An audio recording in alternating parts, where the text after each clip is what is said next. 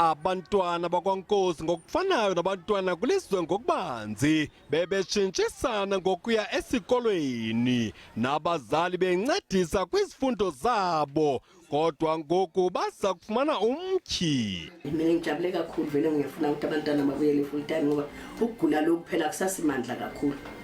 Kumanje ngoba sesajova nabo njengoba bekuthiwe nabo bazoqala ukujova besijabulile nabo ukuthi abajove ngoba vele siyabona ukuthi vele bangavikeleka kangcono uma bejovile.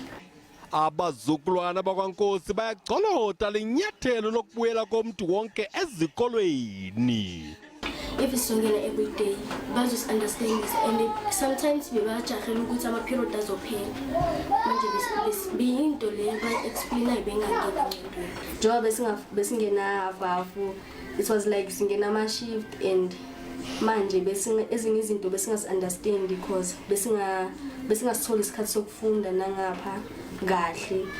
Noxa imanyano yabahlohli lamkela inyathelo lokuvulwa ngokupheleleyo kwezikolo kodwa isaxhalabile kokuba isebe lezemfundo alenzanga ngokwaneleyo ukusombulula unomji wengxinano ezikolweni. We have consulted the scientists as well. We have consulted people who know more than us about the science of COVID-19, and they've reassured us that this is the right time for this move. Schools will also need a few days to prepare, but we're excited to receive all the learners back, and there's a lot of work to do.